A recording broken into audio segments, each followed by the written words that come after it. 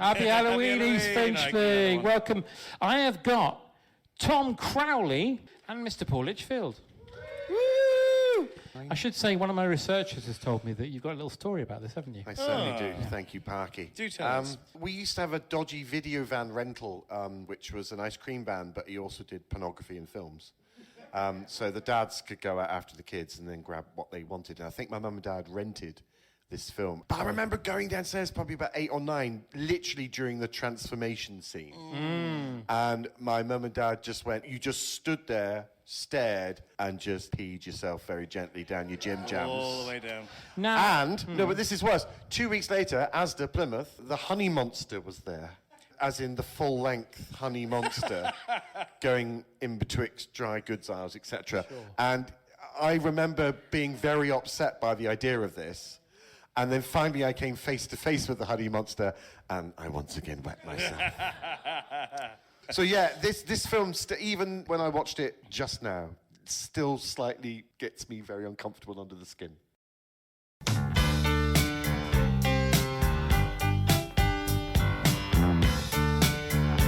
We start with 2 victims of the worst travel agent in the world. Yep.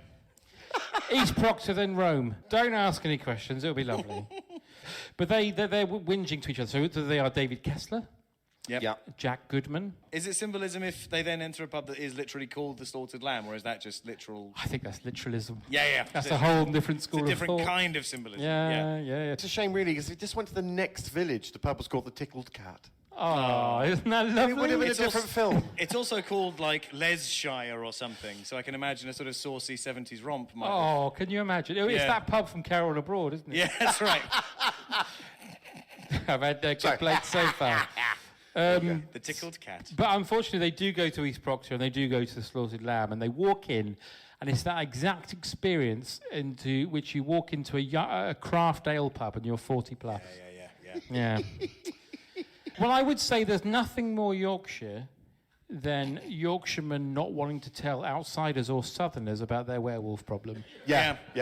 I went to university in York, and I can tell you, the number of pubs with pentagrams in them, you go in and say, what's the... Get out! And then... Should the world know our business? That's right. So you'd be going past, like, a nightclub with a cheesy disco called the Slaughtered Lamb, and then you go in, it's just all werewolves fucking banging into, like, the ABBA mega mix, and it's a different vibe entirely. I mean, it looks great from the outside, but you go in, you make them miss their darts, and then they don't tell you about the problem. It's like having a weird step at the back.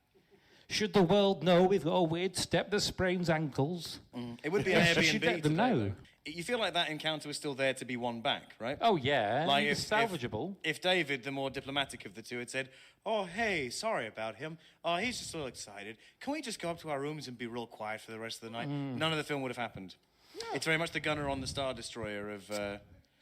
David's politeness. He's the gunner on the Star Destroyer. What that Yorkshire town needs is a damn good parish meeting. Yeah. Where they all get together and go, can we stop the endless Dare I say they need a vicar of Dibley? Yeah, they could they really could. Sort things out, like, because they could have said, did you hear anything? And he'd be like, no. Because also they go, we don't give a shit, out you go. And then they go, oh, we've all changed our mind, let's all go out en masse. Yeah. I could also see Roger Lloyd Pack in that bar scene. If you told me he was in there, I wouldn't be surprised. Well, he's a pack animal, isn't he? Oh, sizzle my sausage. You know, he was falling through the bar at the time. Was he right? Yeah. No, he was observing. Borrowing Play it easy, Trig, you know what I mean? No werewolves here. That's enough!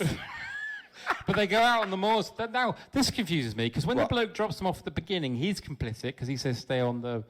Stay on the path, don't go on the wall. He doesn't say the opposite. That would be very unhelpful. Are they suggesting that the werewolf is scared of roads?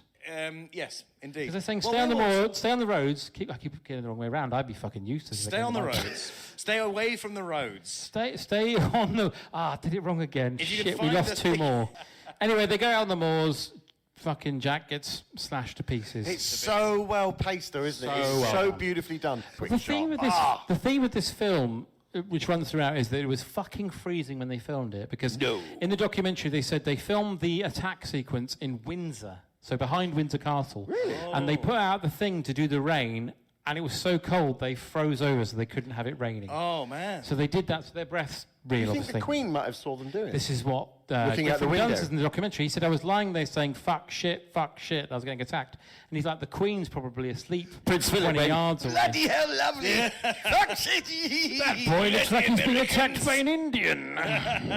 So David wakes up in London. Straight to that there, bloody London. He looks like he's really hurt himself. Put him on the bus to London. It's Well, fine. it's like, Brooke Glover's there, like, why, hey, what do we do? And then the darts player goes like, well, it's not like we've got some sort of werewolf hospital. And then he says, take them to that London. That's the sort of stupid thing they'd have down there.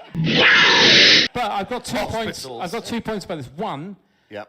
if I was David, I'd be like, you're fucking telling me you could have shot this thing at any time. That's the thing. Any time. Two, I'm not having a bald werewolf. So Nurse Price and Nurse Gallagher are looking over David. Now, Nurse Price is played by the lovely Jenny Agutter. Nurse Gallagher, who gives a fuck, really? Dr. Hirsch turns up. John Shrapnel, love him. He walks in. It's almost like he's like, shall we all have it off Would you like over his sleeping body? Would you like to contrast and compare? Well, I like the way he just goes, well, it's obviously very clear that you were attacked by some sort of lunatic. Yeah. I like the way he says, as a doctor. They Yes. say a lunatic has the strength of 10 men. Who says that? Was it in medical journals? No, I read it in National The Enquirer way you could just say, magazine. as a doctor, as a Yeah. preface before anything you do. Well, you Well, have as a to. doctor, I suggest you take your clothes off and come home with me. What? Yes, well, I am a doctor, you see. As a doctor, would you Fair two enough. nurses les off, please? Exactly. As a doctor, can I suggest you come with me for Yeah, a weekend's caravanning holiday in Yeovil? They say a doctor am a has the doctor. cock of 10 men. David has his gone. first dream running through the woods, Yeah. which is fun, isn't it? It's brilliant. You're late for an exam, you eat a deer covered in blood. Yeah, that's right, running naked through the woods. So then Frank Oz turns up, presumably to do some happy Muppet voices to cheer Yeah, up. yeah. Yeah, blood in it. Kessler! Mr. Please! Kessler! These kids never appreciate anything you goddamn do for them. I'm from the American Embassy. 2 appearances. Okay, the wolf at the end. Mr. Kessler! That's you. I love you too, Jenny Agutter. Did he not do any of the wolf effects? That would have been perfect. Eat you, I will. He's about to eat you, and then he lifts Yeah, an that's not playing. X-wing out of a puddle. Yeah. So then David has another dream, and this is the one everyone remembers, isn't it? This is the eyes and the teeth. Oh, Yeah, it's that so one, And scary. again, David Norton says the eyes were literally like glass eyes, so they really hurt and were very uncomfortable. David appears to Jack. He's a bit ill. He says, I am Jack, look, and he shows David his anus. David's like, I've never seen your anus, so I don't know why you've done that. And he says, they're like fingerprints, you know, and he says, I haven't got a roller or anything. I can't do anything with that. No.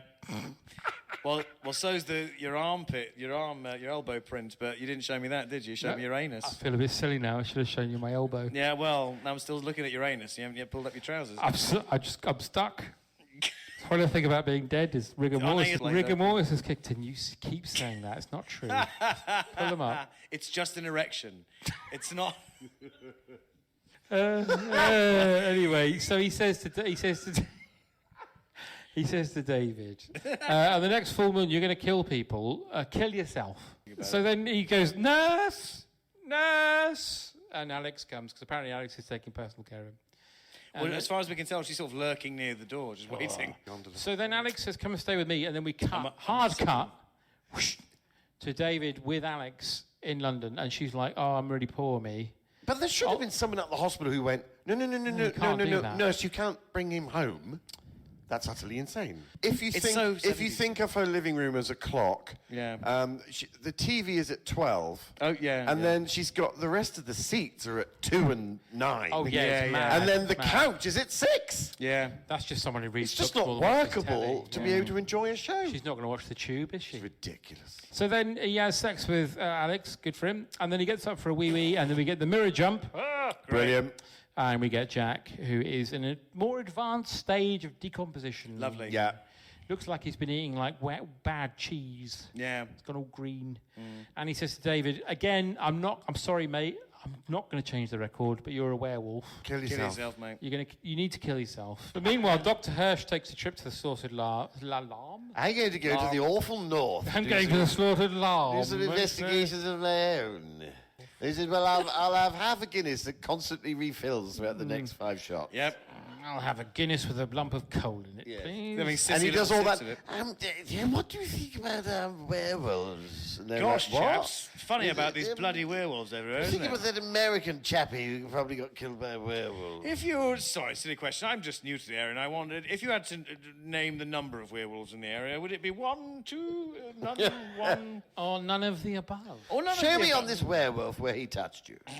That's enough. That's enough! That's enough. So It's a 6-foot creature. No, it's a wrong film. Wrong Alien film. 3, Brian. Wrong It film, is wrong about film. a 6-foot Acid creature. for blood. No, it's a wrong film. I'll take the penalty again. No, wrong one. So then we cut back to David, who's seeing off Alex to work at her poor Kensington flat. Anyway, so the moon comes up and David turns into the wolf. Now, has this werewolf sequence ever been bettered?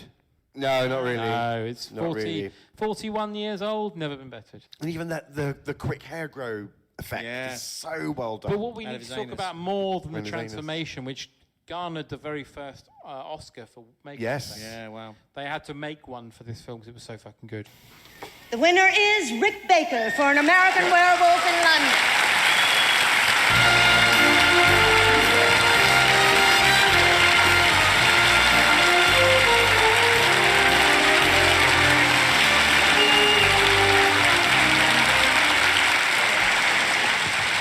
Well, first of all, I'd like to thank the Academy for creating this new category, and I'm very proud to be the first winner.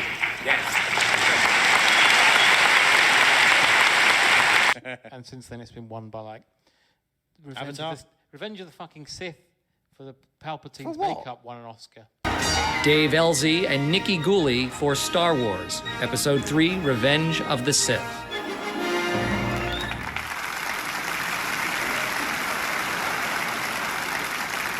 And the Oscar goes to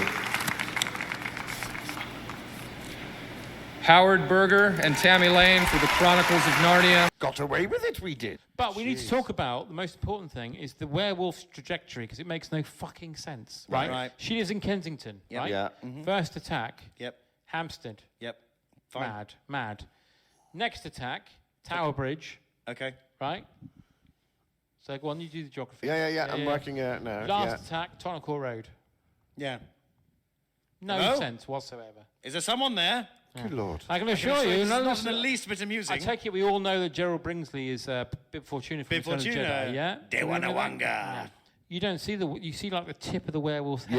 Yeah, You don't see it at all. I wonder if I prefer that early in the film. Yeah, because John Landis always says, I showed the werewolf too much in that moment because I thought it was so cool. It is Right. cool, man. It is cool. He's right.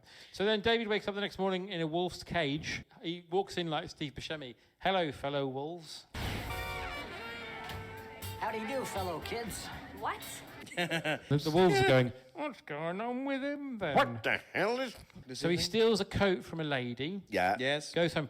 I'm always presuming, and presuming is a bad thing to do, that the coat had money in it. Otherwise, and also, I tell you what, I'm not a Londoner, right? No. And if someone says to me, get a bus somewhere, I'm like, I'm not getting a bus because I don't understand it. It's like witchcraft. to me. It's But elaborate. David's like, I'm going to get a bus Yep. from Regent's Park. Yeah, he's which worked is that out super which quick, again, hasn't he? adds to the werewolf trajectory. Tottenham Court Road to Regent's Park is just insane. Yeah.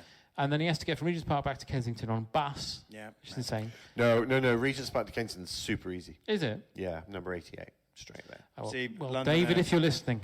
Now, Alex is being phoned by Dr. Hirsch, who's like, now, David didn't come home last night, and I think he might be well, either a werewolf or like a superhuman being.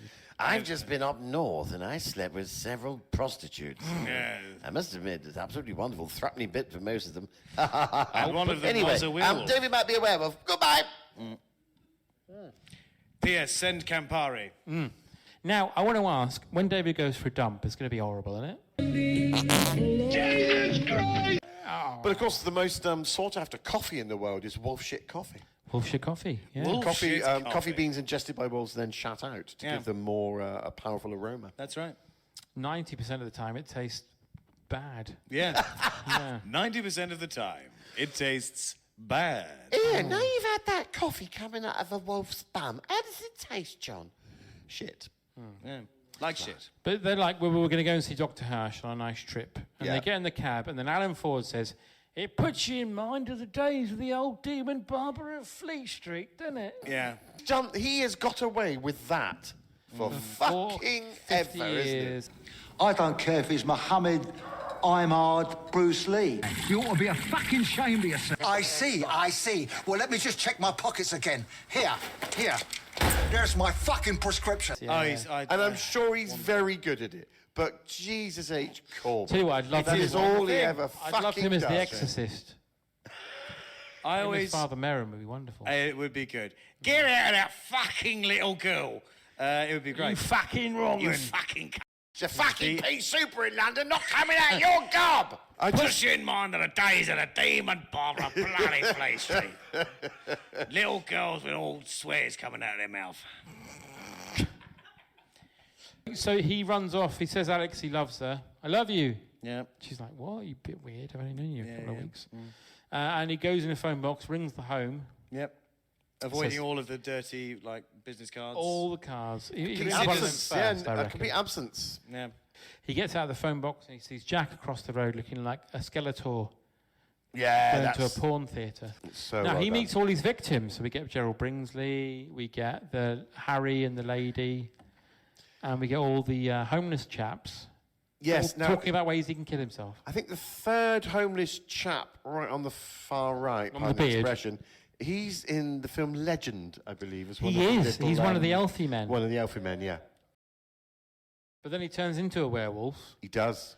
Also, interesting anecdote from John Landis here is that he says to film in England, to get the tax break, they had to use a British crew. He says to them, right, I want you to throw the head, when I say action, throw the head over the hood of the car, okay, for the decapitation scene.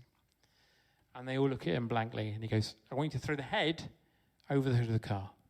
And they look at him blankly, and then finally he gets the head and goes, right, I'll do it myself. And he throws it, and it hits the hood of the car and goes over, and they all go, oh, the bonnet.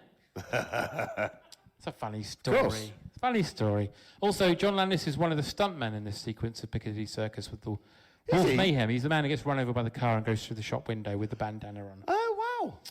Yeah. Anyway, so David goes into the Clink. Have anyone ever been to the Clink? Yeah. That's where they filmed this last shot where he gets killed. Oh, is it? They built a false wall and put the puppet dog on it. Oh. That's the Clink. If you've ever been there, you've seen it. And she runs up to see him and she goes, David. And the only scene where the wolf looks fake, I would say, and mildly in italic fake, because I still think it looks good, is when he howls. Right. It looks like a hand puppet. But otherwise, it looks fucking great. And she says, I love you. But I kind of like the wolf's quizzical look for love. That is an amazing What is love? achievement when she says, I love you, and the little growl, Yeah, lessons. it's a delicate little thing. And then he isn't goes it? for it and gets shot. And it turns out he's a naked man, and we all imagined it. He's in the bloody nutty. But I like the immediate cut. Just boom. Perfect. Film done.